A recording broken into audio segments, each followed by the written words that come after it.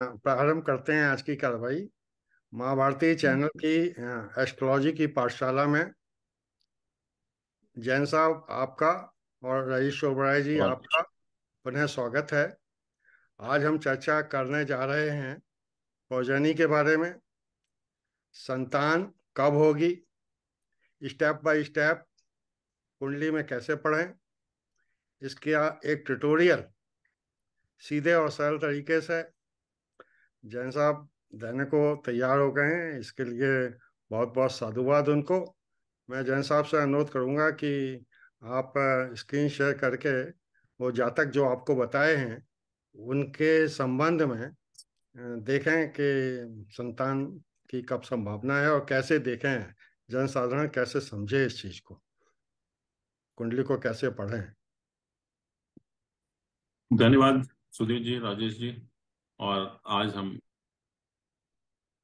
संतान के बारे में बात करेंगे कि ज्योतिष में या हॉरोस्कोप में हम संतान के बारे में कैसे देखते हैं। और संतान से संबंधित जो भी प्रश्न होता है, बहुत सारे प्रश्न हैं, उनके बारे में बात करेंगे। तो वो हम किस तरह से आंसर भी कर सकते हैं। और जब संतान की बात होती है, पहले हम जो आपने मुझे कोई चार्ट दिया है उसको डिस्कस करें। उससे पहले मैं जनरल बता दूं कि हम देखते कैसे हैं संतान के बारे में, क्योंकि उससे फिर हमको थोड़ा सा एक पोजीशन क्लियर हो जाएगी। जब हम चार्ट देखेंगे तो उससे भी हम फिर देख सकते हैं संतान का जब संबंध है। बिकॉज जो जैसे हम जानते हैं कि हमारा जो हॉरोस्कोप है उसमें 12 भाव होते हैं, 12 हाउसेस होते हैं। और हर हाउस के कुछ सिग्निफिकेशंस होते हैं, या मतलब हम लाइफ के कुछ एस्पेक्ट को अलग अलग हाउसेस से एग्जामिन करते हैं। और जहां तक संतान का सवाल है, संतान हम पांचवें भाव से देखते हैं, जिसको हम फिफ्थ हाउस कहते हैं। और उसका कारण भी है, क्योंकि जो फिफ्थ हाउस है, हमारा जो मैरिज का हाउस सेवेंथ हाउस होता है, उससे 11वां स्थान है। 11वां स्थान गेन्स का होता है, और ये मैरिज का गेन है संतान। तो इसलिए इसको हम पांचवें भाव से देखते हैं। और हर जो लाइफ का एस्पेक्ट होता है उसमें कोई कारक प्लैनेट भी होता है। और संतान का जो कारक प्लैनेट है वो जुपिटर है।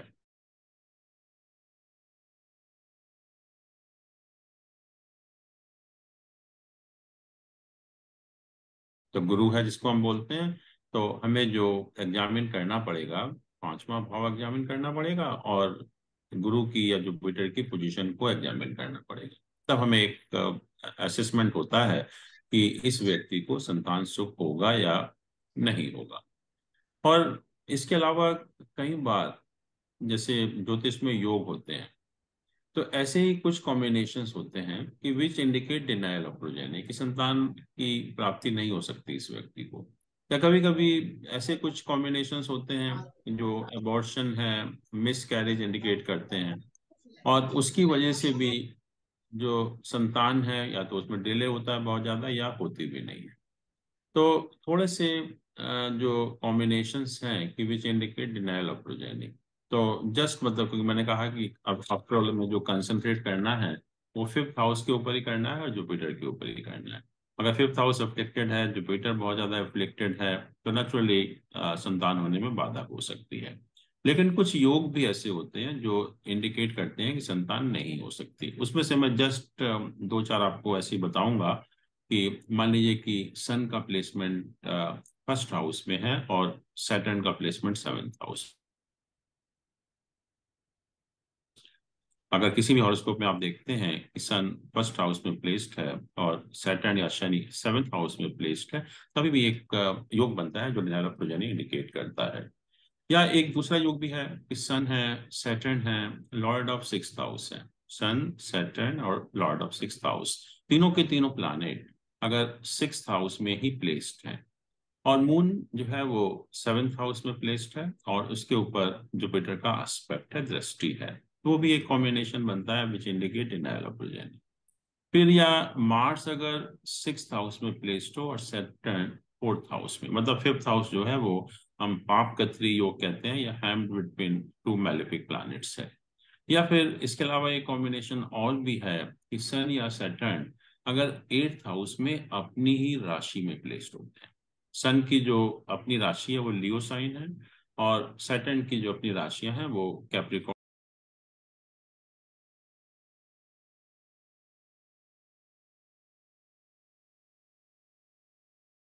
कैप्रिकॉर्न और एक्वेरियस साइन है। तो ये कुछ कॉम्बिनेशन है।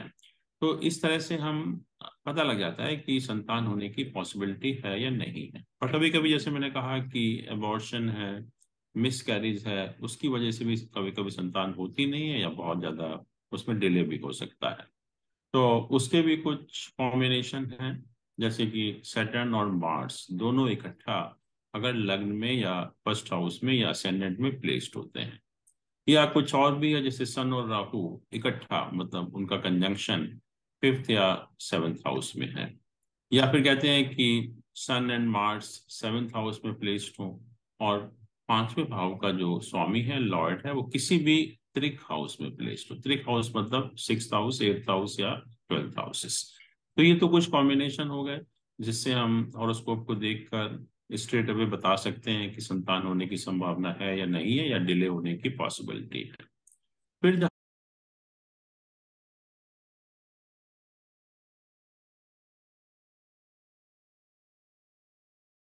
जहाँ तक जो संतान होने की कैपेबिलिटी या आपकी जो प्रोडक्टिव कैपेबिलिटी है मेल और फीमेल की, वो भी जरूरी है जानना, क्योंकि जब भी हम हॉरोस्कोप को एग्जामिन करते हैं तो हमें मालूम होना चाहिए कि male whether he is capable to produce, या फिर फीमेल है whether she is able to produce. तो उसके लिए कहते हैं कि मेल में तो बीज होता है, बीज मतलब सीड, और फीमेल में जो होता है वो क्षेत्र है जिसको हम सॉइल कहते हैं। और मेल में जो हम बीज को देखते हैं या उसकी जो प्रोडक्टिव कैपेबिलिटी को देखते हैं, वो लग्न और फिफ्थ हाउस से देखते हैं कि अगर लग्न और फिफ्थ हाउस या फर्स्ट और फिफ्थ हाउसेस अगर वेल प्लेस्ड हैं, अगर वो एफ्लिक्टेड नहीं है, तो इसका मतलब जो male is able to produce, कोई उसमें प्रॉब्लम नहीं है। लेकिन जहां तक फीमेल का सवाल है, जो मैंने कहा क्षेत्र है या सॉइल है, वो देखा जाता है आरूढ़ लग्न and ninth house therefrom. आरूढ़ लग्न and ninth house therefrom. आरूढ़ लग्न क्या है, क्योंकि ये भी एक जेमिनी एस्ट्रोलॉजी का टॉपिक है। आरूढ़ कहते हैं मिरर इमेज, मिरर इमेज। और एक होता है कि हम क्या हैं, एक्चुअल में क्या हैं, वो तो हमारा फर्स्ट हाउस बताता है। लेकिन what is perception of the people about you, कि लोग हमारे बारे में क्या सोचते हैं। और हमेशा उल्टा ही होता है कि कभी हम देखते हैं कि इंसान बहुत अच्छा है, लोग उसको उल्टा समझते हैं, या बहुत खराब है और लोग उसको बहुत अच्छा समझते हैं। तो लोग हमको कैसे परसीव करते हैं, या हमारा जो लोगों के माइंड में हमारे बारे में क्या परसेप्शन है, वो हम आरूढ़ लग्न से देखते हैं।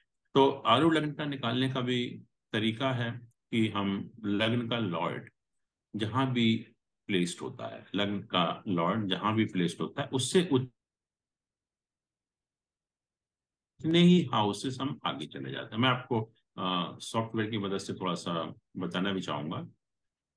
जैसे मान लीजिए यहाँ पर है, तो ये लग्न है, ये फर्स्ट हाउस है, और इसका लॉर्ड क्या है, वीनस है, शुक्र है। और शुक्र का प्लेसमेंट यहाँ पर है, ये जो वीनस है वो सेकंड हाउस में प्लेस्ड है। तो हम लग्न से वीनस सेकंड हाउस में प्लेस्ड है, तो वीनस से हम सेकंड हाउस में पहुंच जाएंगे, तो वीनस से भी हम उतनी ही पोजीशन काउंट करेंगे। तो वीनस से जब हम सेकंड पोजीशन काउंट करेंगे, तो ये वाला जो हाउस, थर्ड हाउस, इसको हम कहेंगे आरूढ़ लग्न। और इससे हम बताएंगे कि ये बताएगा हाउस कि लोग हमको किस तरह से देखते हैं, लोगों का माइंड में हमारे बारे में क्या परसेप्शन। तो ये आरूढ़ लग्न हो जाता है कि लग्न का लॉर्ड जहां भी प्लेस्ड है उससे आगे उतनी ही पोजीशन और काउंट कर लीजिए। और इसमें एक एक्सेप्शन है कि जो आरूढ़ है, ना तो सेम हाउस होता है, ना ही उससे फोर्थ हाउस होता है। ना तो सेम हाउस होता है, ना ही उससे फोर्थ हाउस होता है। तो नहीं, ना ही उससे सेवेंथ हाउस होता है, ना तो अपने अपना घर होता है, ना ही उससे सेवेंथ हाउस होता है। तो अगर अपना घर आता है, मान लीजिए कि लग्न का लॉर्ड यहीं प्लेस्ड होता, तो आरूढ़ यही बनता। तो वो अपनी पोजीशन में आरूढ़ नहीं होगा, तब हम इसको जो टेंथ पोजीशन वाला हाउस है उसको हम आरूढ़ लग्न कहेंगे। और अगर मान लीजिए कि इसका लॉर्ड यहाँ प्लेस्ड होता फोर्थ पोजीशन में, और फोर्थ से हम फोर्थ काउंट करते तो ये सेवेंथ पोजीशन आती, तो सेवेंथ पोजीशन में भी आरूढ़ नहीं होता। तो जब सेवेंथ पोजीशन में आरूढ़ आता है तो हम फोर्थ पोजीशन को आरूढ़ मानते हैं। तो ये आरूढ़ निकालने का तरीका है। और मैंने कहा कि फीमेल का जो सॉइल को हम एग्जामिन करते हैं, क्षेत्र को एग्जामिन करते हैं आरूढ़ लग्न फीमेल के हॉरोस्कोप में, और उससे 9th हाउस जो भी, जैसे यहाँ पर हमने आरूढ़ लग्न ये वाला देखा, ये आरूढ़ लग्न है।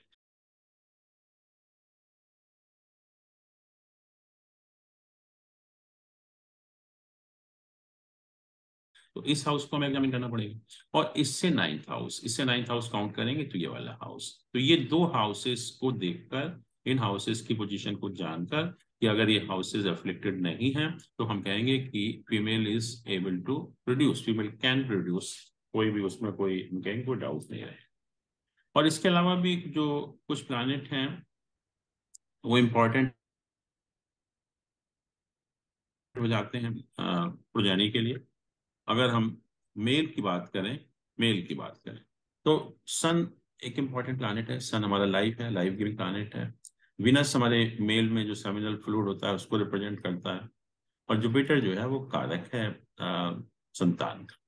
तो मेल के हॉरोस्कोप में ये तीन प्लैनेट वेल प्लेस्ड होना जरूरी है, तब वो व्यक्ति संतान उत्पत्ति करने के लिए लायक होगा। सन है, वीनस है और जुपिटर है। और फीमेल के हॉरोस्कोप में प्लैनेट जो इंपॉर्टेंट हैं प्रोडक्शन के लिए वो है मून, मार्स और जुपिटर। मून, मार्स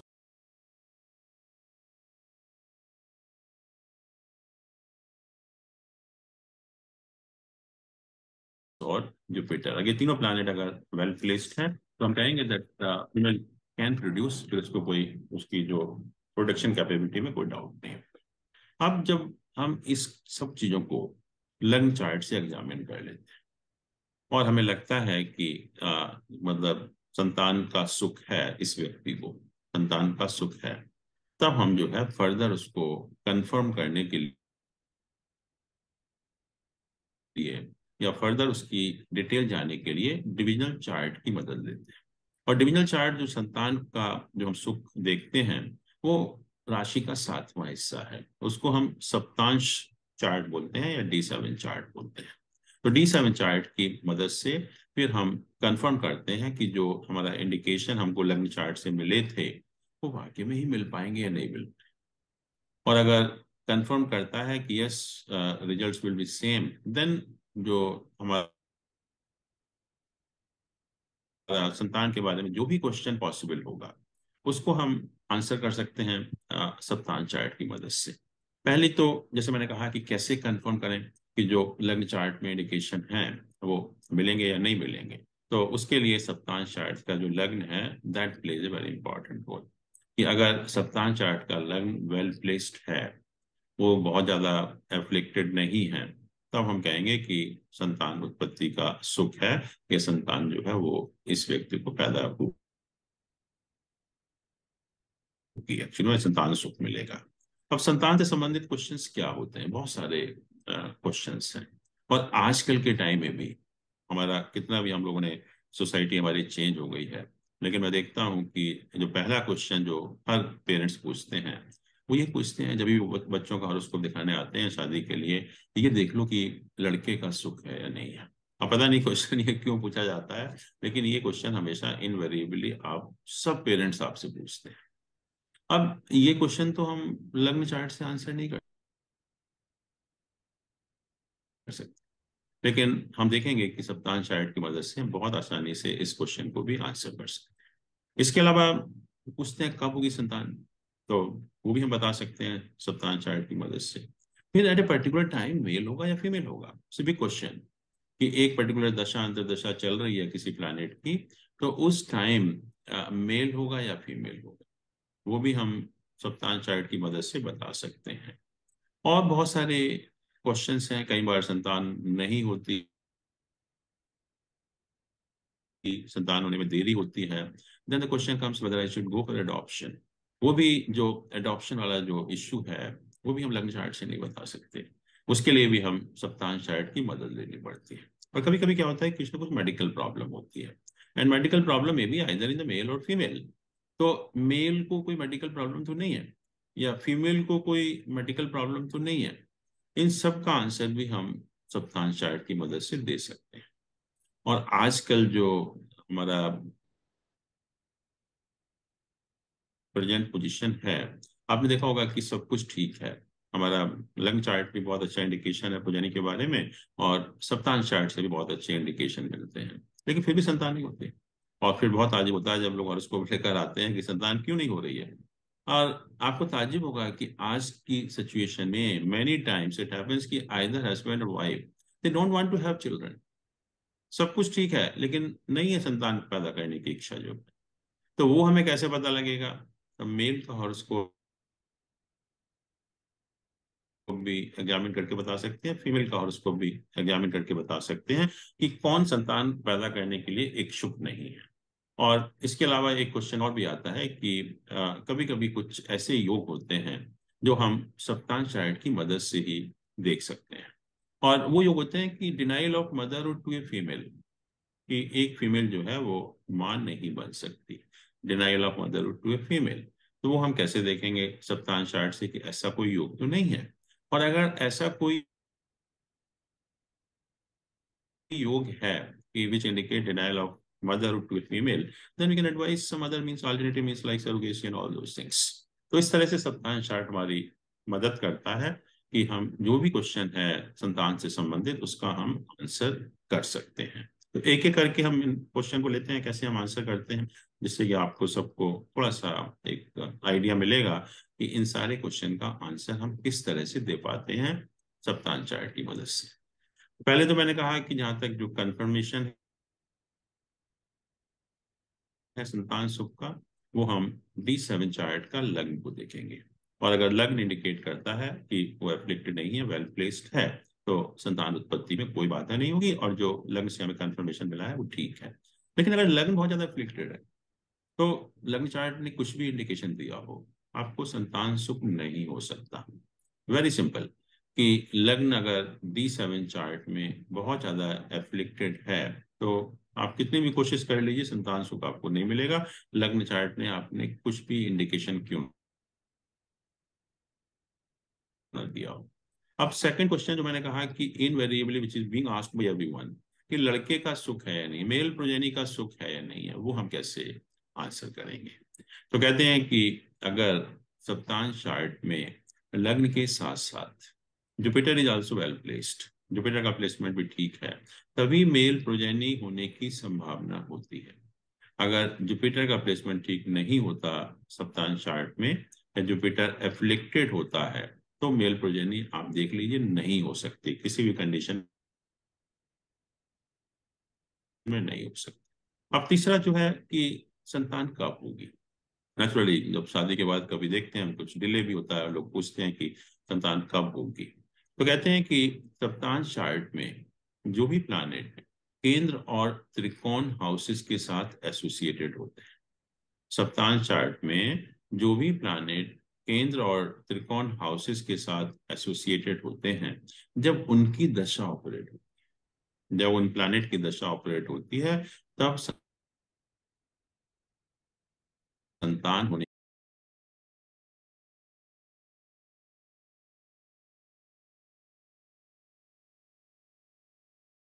की संभावना होती है, provided these planets are sufficiently strong. तो हम देख सकते हैं कि कौन से प्लैनेट हैं जिनका संबंध सप्तांश चार्ट में केंद्र और त्रिकोण हाउसेस के साथ में है। तो जब उनकी दशा ऑपरेट होगी, तब नेचुरली संतान होने की संभावना होती है। तो ये सेकंड क्वेश्चन है जिसका आप आंसर दे सकते हैं। अब जो क्वेश्चन आता है कि whether at a particular time male और फीमेल, सेक्स क्या होगा बच्चे का, जो वो हम कैसे आंसर करें? ज्योतिष में जो राशियां हैं उनको भी हम मेल फीमेल साइन में डिवाइड करते हैं। जो भी हमारे ऑड साइन की राशियां हैं, जैसे एरीज है, जेमिनी है, लियो है, लिब्रा है, सेजिटेरियस है, एक्वेरियस है, ये सब मेल राशि। ऐसे ही जो इवन नंबर की राशियां हैं, 2 4 6 8 10 12, दे ऑल फीमेल साइंस, उनको हम फीमेल राशियां बोलते हैं। ऐसे ही प्लैनेट्स को भी मेल फीमेल प्लैनेट में डिवाइड किया, मेल फीमेल प्लैनेट। और कहते हैं कि सन मार्स और जुपिटर, सन मार्स और जुपिटर ये मेल प्लैनेट हैं, और मून और वीनस जो है वो फीमेल प्लैनेट्स हैं। इसके अलावा जो दो प्लैनेट बचते हैं, मरकरी और सैटर्न, उनको हम न्यूट्रल प्लैनेट कहते हैं। न्यूट्रल मतलब मेल या फीमेल, कुछ भी हो सकता है, लेकिन just for the purpose of sex of the child, ज्योतिष में हम मरकरी को इस पर्पज के लिए मेल प्लैनेट मानते हैं और सैटर्न को इस पर्पज के लिए फीमेल प्लैनेट मानते हैं। तो हम सेक्स का कैसे डिसाइड करें?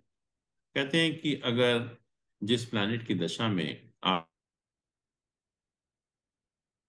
ये एक्सपेक्ट कर रहे हैं संतान उत्पन्न होने की, अगर वो प्लैनेट मेल प्लैनेट है और मेल साइन में ही प्लेस्ड है, मेल राशि में ही प्लेस्ड है, तो 100% मेल चाइल्ड होगा। और अगर ये प्लैनेट फीमेल प्लैनेट है और फीमेल साइन में प्लेस्ड है, तो 100% जो है आपको फीमेल चाइल्ड होने की संभावना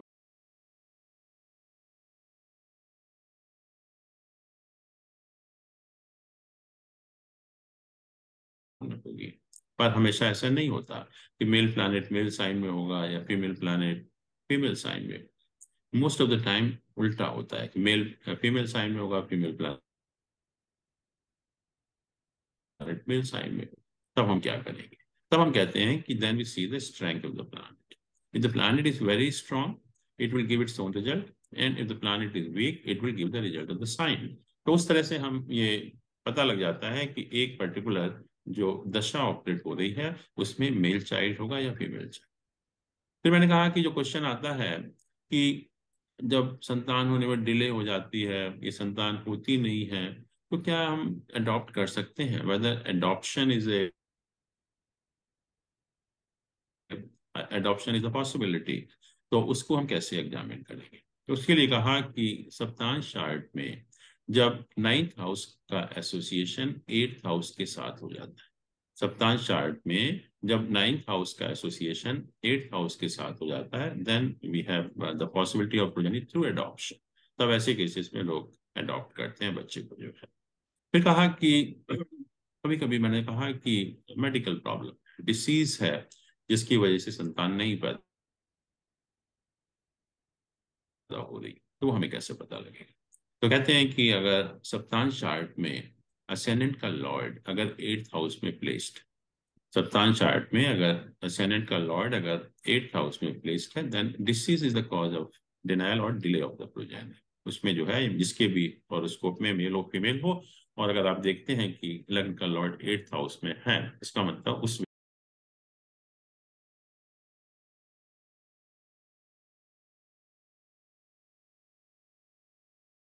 व्यक्ति के साथ या उस मेल या फीमेल के साथ या हस्बैंड वाइफ के साथ कुछ ना कुछ मेडिकल प्रॉब्लम है, then we can advise them to go for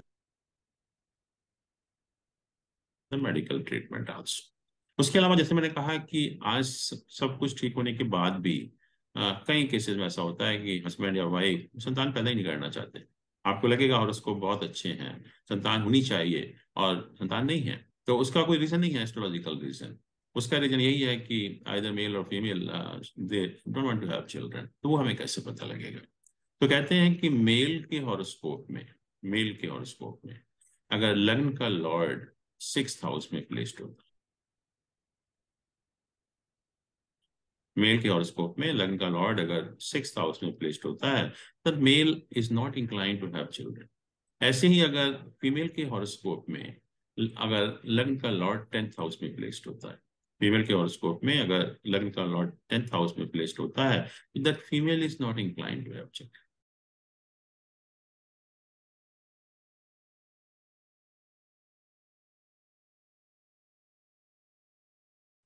तो वो भी हम जान सकते हैं कि ऐसा कोई केस तो नहीं है।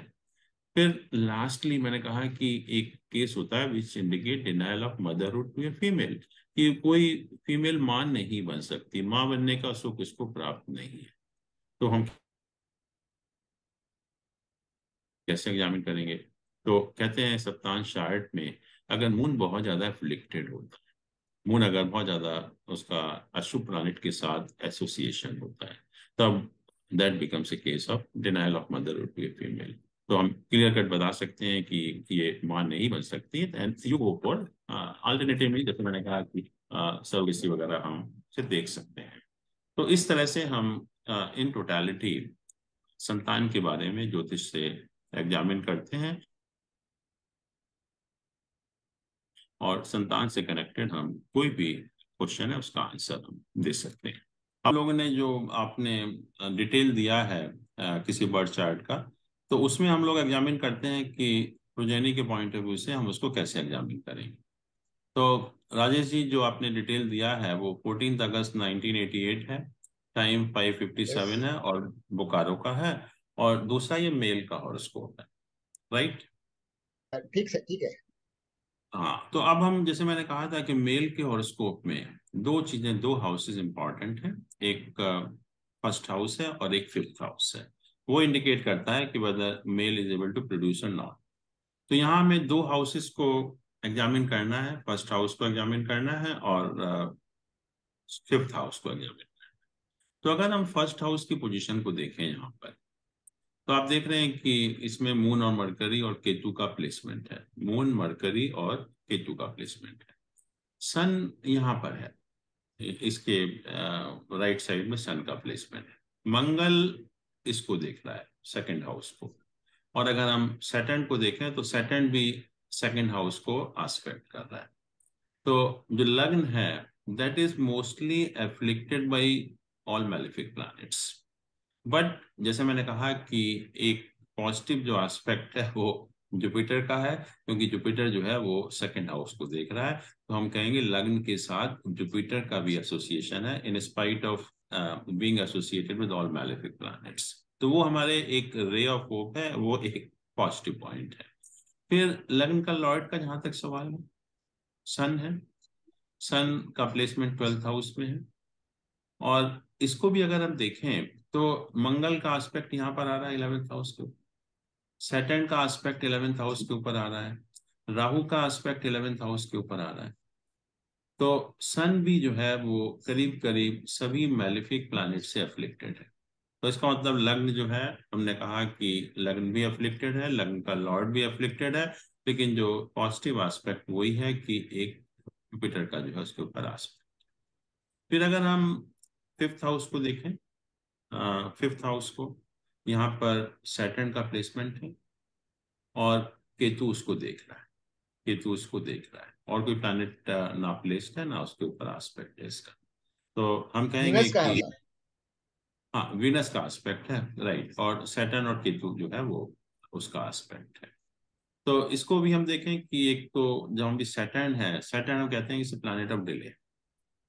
सैटर्न जहां भी एसोसिएट हो जाता है, मैरिज से हो या संतान से हो, तो that becomes the cause of delay in that aspect of life. But जैसा हमने कहा कि सैटर्न केतु तो है, बट वीनस भी देख रहा है, वो भी एक पॉजिटिव एस्पेक्ट है। और जहां तक जुपिटर का सवाल है, यहाँ पर जुपिटर को अगर हम देखें तो जुपिटर इटसेल्फ, क्योंकि मंगल का एस्पेक्ट यहाँ पर है, इसके ऊपर राहु का एस्पेक्ट यहाँ पर है, केतु का एस्पेक्ट यहाँ पर है, सॉरी सैटर्न का एस्पेक्ट यहाँ पर है और केतु का एस्पेक्ट यहाँ पर है। तो जुपिटर भी बैडली अफ्लिक्टेड है यहाँ पर, सारे मैलेफिक प्लैनेट से अफ्लिक्टेड है। तो वो भी एक जो कारक है संतान का, वो भी एक संतान होने में थोड़ा सा डिले करेगा या बाधा पहुंचाएगा। तो यहाँ पर हम जब देखते हैं लग्न को और जो फिफ्थ हाउस को, दोनों से ही बहुत एक पॉजिटिव इंडिकेशन नहीं मिलता। बट जैसे मैंने कहा कि समहाउ जुपिटर का भी एसोसिएशन है, लग्न के साथ भी है, फिफ्थ हाउस के साथ भी है। वो एक छोटा सा रे ऑफ होप है हमारा। फिर हम नवांश चार्ट को भी एग्जामिन करते हैं कि नवांश चार्ट में फिफ्थ हाउस की क्या पोजीशन है, और जो लग्न चार्ट में फिफ्थ हाउस का लॉर्ड है जो यहाँ पर जुपिटर है, उसकी नवांश चार्ट में क्या position. Let us see that also.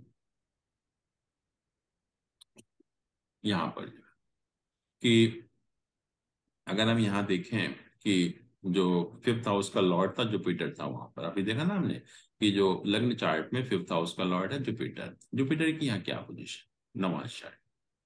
Jupiter यहाँ पर है सन के साथ, मंगल का एस्पेक्ट है उसके ऊपर, सैटर्न राहु यहाँ पर है। और एक भी प्लैनेट ऐसा नहीं है मैग्नेटिक प्लैनेट जो जुपिटर को एफ्लेक्ट नहीं कर रहा।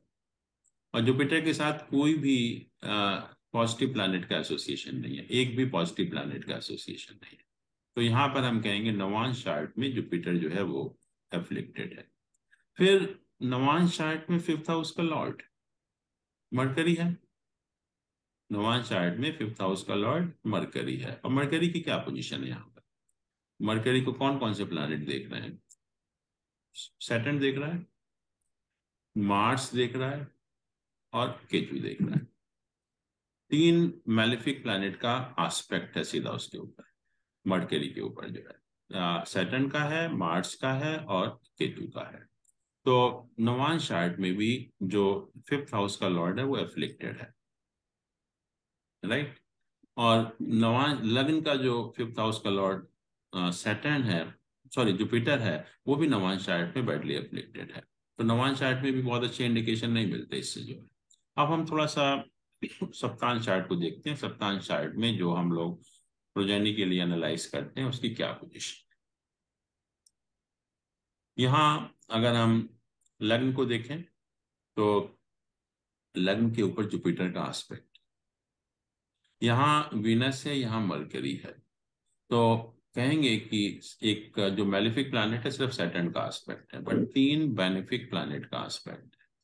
इसका मतलब जो लग्न है वो बहुत स्ट्रांग है। सप्तांश चार्ट का जो लग्न है वो उसका प्लेसमेंट काफी अच्छा है। और जुपिटर की क्या पोजीशन है यहाँ पर? पहली चीज नीच का है, तीन मैलेफिक प्लैनेट यहाँ पर हैं। राहु यहाँ देख रहा है, सन यहाँ देख रहा है। तो Jupiter is associated with all malefic planet. तो यहाँ भी जुपिटर का एसोसिएशन सारे मैलेफिक प्लैनेट के साथ है। तो कहने का अर्थ है कि जो भी संतान के लिए प्लैनेट होते हैं वो उनका जो पोजीशन है बहुत अच्छी नहीं है, लेकिन फिर भी मैं कहूंगा कि एक जो पॉजिटिव एस्पेक्ट है, क्योंकि कहीं कहीं लग्न में भी और सप्तांश चार्ट में भी जो जुपिटर का एसोसिएशन है लग्न के साथ, दैट इंडिकेट्स ए रे ऑफ होप, कि हमें वो जो है कुछ पॉसिबिलिटी इंडिकेट करता है। तो यहाँ पर अगर हम देखें कि अभी दशा कौन सी चल रही है, क्योंकि लग्न है इसलिए मैं थोड़ा सा पॉजिटिव हूँ, क्योंकि लग्न यहाँ पर सप्तांश चार्ट का स्ट्रांग है। और हमने लग्न चार्ट में भी देखा था कि जुपिटर का समहाउ थोड़ा सा एसोसिएशन है लग्न के साथ। तो दशाएं कौन सी चल रही हैं? तो अभी तो मून का पीरियड चल रहा है, ये 6 अगस्त 2023 को खत्म हो जाएगा। उसके बाद मार्च का पीरियड शुरू, मार्च का पीरियड। और आप देख रहे हैं कि मार्च जो है यहाँ पर फोर्थ हाउस में प्लेस्ड है, सप्तांश चार्ट के केंद्र हाउस में प्लेस्ड है। और मैंने कहा था कि जो भी प्लानेट सप्तांश चार्ट में केंद्र और त्रिकोण हाउसेस के साथ एसोसिएट होते हैं उनकी जब दशा ऑपरेट होती है तब संतान होने की संभावना होती है। फिर जुपिटर, जुपिटर भी फिफ्थ हाउस के साथ एसोसिएटेड है और नाइन्थ हाउस के साथ भी एसोसिएटेड है, फर्स्ट हाउस के साथ भी एसोसिएटेड है। मतलब जुपिटर जो है तीनों ट्राइन हाउसेस के साथ एसोसिएटेड है। तो दोनों ही प्लैनेट ऐसे हैं जो हमें संतान उत्पत्ति में थोड़ा सा सहायता कर सकते हैं।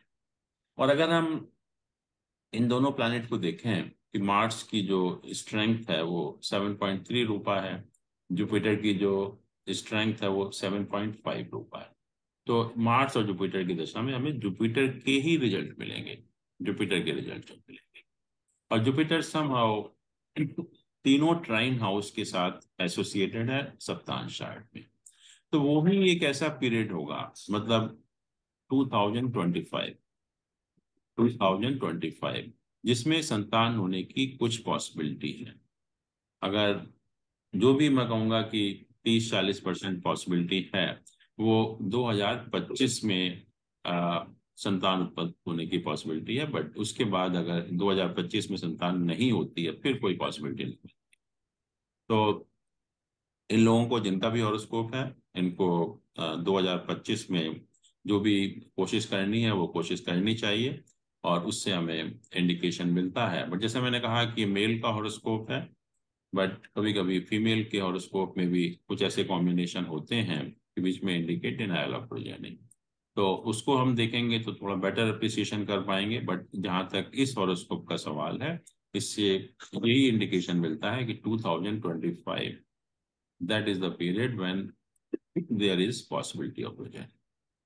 जैन से तो कुछ उपाय और हो सकते हैं कि पॉजिटिविटी हो जाए उसमें 2025 में? उपाय हम यही करें क्योंकि हम देख रहे हैं कि जुपिटर एफ्लिक्टेड है और यस। यहाँ पर लग्न एफ्लिक्टेड है इसमें। तो लग्न का लॉर्ड पर्टिकुलरली सन बहुत ज्यादा एफ्लिक्टेड है। तो एक तो हमें सन के उपाय करने होंगे और एक जुपिटर के उपाय करने होंगे। इन दो प्लैनेट के अगर हम उपाय करेंगे तो डेफिनेटली जो है उसका कुछ फायदा होगा। सन का उपाय, हम सूर्य को अर्घ्य दे सकते हैं रोज, गायत्री मंत्र का जाप कर सकते हैं। और जुपिटर का जहां तक सवाल है, कोई भी हम पीली चीज का दान कर सकते हैं थर्सडे के दिन, या किसी भी जो भी उनके गुरु हैं उनका आशीर्वाद प्राप्त कर सकते हैं। तो ये दो उपाय करेंगे तो डेफिनेटली फायदा होगा। बट 2025 इज द ठीक है, only year correct sir. When you can see some ray of hope. और शायद, हाँ अब बताइए। हाँ, 8 फरवरी 5 85। फरवरी 8 फरवरी 85 सवेरे के 4:44 लखनऊ। लखनऊ।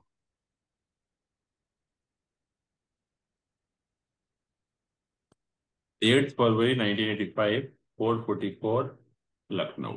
इसमें आप क्या पूछना चाहते हैं? शादी हो गई है और संतान है नहीं है, या क्या पूछना चाहते हैं? हाँ, संतान की संभावना कब है? अच्छा, फीमेल फीमेल कर दिया था ना आपने? इसमें आप देखना है संतान की संभावना जो है वो कब है। इसमें जातक अच्छा, फीमेल अब ये फीमेल का हॉरोस्कोप है पहली चीज। फीमेल है ना ये? जी जी। तो हाँ, तो फीमेल का हॉरोस्कोप है ये। और मैंने कहा कि फीमेल के हॉरोस्कोप में जो संतान उत्पत्ति की जो क्षमता होती है, वो हम आरूढ़ लग्न और उससे नाइन्थ हाउस को देखते हैं। आरूढ़ लग्न और नाइन्थ हाउस देयर फ्रॉम। तो यहाँ पर अगर आप देखें तो जो आरूढ़ लग्न है, लग्न का लॉर्ड जुपिटर ये सेकंड पोजीशन में है। तो यहाँ से हम सेकंड पोजीशन काउंट करेंगे तो ये जो है आरूढ़ लग्न हो जाता है, दिस हाउस। और जो इससे नाइन्थ पोजीशन, ये वाला हाउस। तो ये दो हाउसेस जो है वो इंपॉर्टेंट हो जाते हैं। एक हम कहेंगे थर्ड हाउस और एक कहेंगे 11th हाउस। तो ये दो हाउस हमारे इंपॉर्टेंट है। इन दो हाउसेस की मदद से हम देखते हैं कि संतान के बारे में क्या हमें इंडिकेशन मिलते हैं। तो जहां तक इस हाउस का सवाल है, थर्ड हाउस का सवाल है, तो इसमें हम देख रहे हैं कि इधर मरकरी जुपिटर है, इधर विनस है। ये हमारे बेनिफिक प्लैनेट है, शुभ प्लैनेट। और जहां तक सैटर्न इसको देख रहा है, तो सन और सैटर्न भी हैं, और ये मार्स यहाँ पर जो है एक प्लैनेट। तो पॉजिटिव भी इन्फ्लुएंस है, नेगेटिव भी इन्फ्लुएंस है। तो हम कहेंगे कि क्योंकि शनि का भी इन्फ्लुएंस है, थोड़ा देरी होने की पॉसिबिलिटी है, बट कोई नेगेटिव नहीं है कि पूरा हम कहेंगे डिनायल ऑफ प्रोजेनी वाला केस है। फिर ये जो नाइन्थ हाउस देयर फ्रॉम, वो ये है हाउस। और जहां तक इसके लॉर्ड का सवाल है, हम देख रहे हैं कि वीनस है। वीनस यहाँ पर एग्जॉल्टेड है, it is well placed, right. तो ये जो दोनों हाउसेस जो है वो वेल प्लेस्ड हैं। थर्ड हाउस, 11th हाउस, या हम कहें आरूढ़ लग्न, and ninth house therefrom, दोनों जो है वेल प्लेस्ड। अब हम इसको थोड़ा सा नवांश चार्ट को भी देखते हैं, क्योंकि यहाँ पर जो इसका इन दोनों हाउसेस को हम देख लेते हैं कि इसका लॉर्ड शनि है, इसका वीनस है, क्या पोजीशन है, और नवांश में भी जो है वो फिफ्थ हाउस की क्या पोजीशन। नवांश में अगर हम देखें फिफ्थ हाउस, तो इट्स वेरी वेल प्लेस्ड, इसमें कोई डाउट नहीं है। जुपिटर का प्लेसमेंट है, सैटर्न और सन देख रहे हैं, सैटर्न अपनी राशि को देख रहा है। तो यहाँ पर जो फिफ्थ हाउस का प्लेसमेंट है वो बिल्कुल ठीक है। और जहाँ तक शनि और वीनस का सवाल है, वो भी यहाँ पर हम देख रहे हैं कि शनि का प्लेसमेंट भी ठीक है। शनि थोड़ा सा अफ्लिक्टेड है विद सैटर्न और राहु, लेकिन वीनस इज वेल प्लेस्ड। तो ये भी इंडिकेट ये करता है कि नेगेट नहीं कर सकते हम, ये पॉजिटिव इंडिकेशन ही है। और यहाँ पर अगर हम सप्तांश चार्ट को देखें, ये वाला, तो इसमें भी अगर हम देखें कि जहाँ तक लग्न की पोजीशन है, लग्न आप देख रहे हैं यहाँ पर केतु का प्लेसमेंट है, और इसको जुपिटर देख रहा है, जुपिटर का एस्पेक्ट है।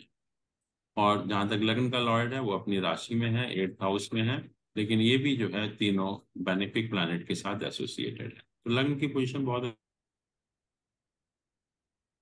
अच्छी है, इसमें कोई डाउट नहीं। और Jupiter is also well placed, क्योंकि हम कहते हैं कि मेल प्रोजेनी के लिए जुपिटर का प्लेसमेंट होना जरूरी है। तो ये भी जो है एक पॉजिटिव पॉइंट है।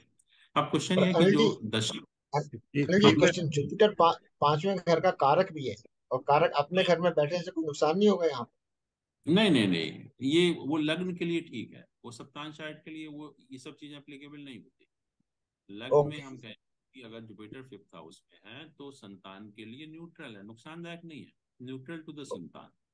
बट यहाँ पर ओके। तो उसका प्लेसमेंट है, इससे पॉजिटिव प्लेसमेंट। दूसरा ये है कि जो दशा ऑपरेट हो रही है, राहु सन का पीरियड चल रहा है, ठीक है, फिर उसके बाद राहु मून का पीरियड आएगा, और उसके बाद राहु मार्स का पीरियड आएगा। तो अगर हम देखें कि राहु का प्लेसमेंट तो यहाँ पर है ही है, केंद्र हाउसेस में, and moon is the Lord of this house, 4th house. Moon जो है इस हाउस का लॉर्ड है, राइट। और दोनों का ही प्लेसमेंट अच्छा है, क्योंकि मून का भी प्लेसमेंट देखें तो अच्छा है, राहु भी जो है कोई एफ्लिक्शन नहीं है यहाँ पर, जो बल्कि बेनिफिक प्लैनेट का ही एसोसिएशन है उसके साथ जो है। तो ये जो दशा होगी राहु मून की, इस पीरियड में हम कह सकते हैं कि संतान होने की पॉसिबिलिटी है, राहु मून के पीरियड में। और अगर हम लग्न चार्ट में भी थोड़ा सा देखें, यहाँ पर अभी जो जुपिटर है वो यहाँ पर है अभी, तो आज के जो कल जो है 22 अप्रैल को जुपिटर ने पोजीशन चेंज किया है, और जुपिटर का प्लेसमेंट अभी यहाँ पर है, इसमें 5th हाउस में जो है। एरिस, एरिस में आ हाँ, गया, ठीक। अप्रैल 24 तक रहेगा ये, अप्रैल 24 तक। तो ये फेवरेबल है, 5th हाउस में है, लग्न को भी देख रहा है, तो ये हम कहेंगे कि फेवरेबल पोजीशन है ट्रांजिट ऑफ जुपिटर की। और सैटर्न का भी प्लेसमेंट अच्छा है, अभी सैटर्न भी जो है इस राशि में ट्रांजिट कर रहा है। तो ये दोनों जो ट्रांजिट हैं वो भी फेवरेबल है। तो ये जो राहु मून का पीरियड है, इसमें हम कहेंगे कि संतान उत्पत्ति की पूरी संभावना, हर तरह से हम कह सकते हैं कि जो राहु मून का पीरियड होगा उसमें पॉसिबिलिटी बनती है। तो इस तरह से हम देख सकते हैं संतान के बारे में किसी भी हॉरोस्कोप में, और कोई भी जो प्रश्न है उसका आंसर भी कर सकते मैं हैं। चाहूंगा कि राजेश ओबराय जी आज के सेशन को कंक्लूड कर रहे हैं। जैन साहब को वोट ऑफ थैंक्स दें, और जो और कोई अनिल जी, क्वेश्चन आपका हो राजेश जी जरूर पूछें।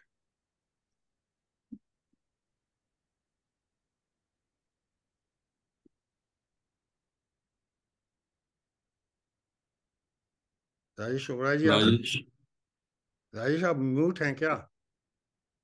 नहीं नहीं, म्यूट नहीं है, उनका इंटरनेट काम नहीं कर तो नहीं, जैन साहब आपको थोड़ा इंटरनेट गड़बड़ करता है बीच बीच में। राजेश जैन साहब, हम रहा। सभी दर्शकों की तरफ से, विशेषकर राजेश ओबराय की तरफ से भी बहुत बहुत धन्यवाद, बहुत बहुत साधुवाद। और इसी तरह से आप हम लोगों को मार्गदर्शन देते रहें, हम लोग भी सीखेंगे, हमारे दर्शक हो भी जाए। सीखेंगे। और आपके वीडियोस को काफ़ी लाइक कर रहे हैं हमारे व्यूअर्स, तो मुझे लगता है कि निश्चित रूप से वो इसका लाभ मिल रहा है, और सीधी और सरल तरीके से जिस तरह से आप बताते हैं वो, उसका तो कहना ही क्या है। तो जैन साहब, thank you very much, and Rajesh चलिए, Oberoi thank you so much. चलिए, आप लोगों से मुलाकात होती रहती है, सबसे अच्छी बात। जी, थैंक यू तो sir. Okay thank sir. You sir.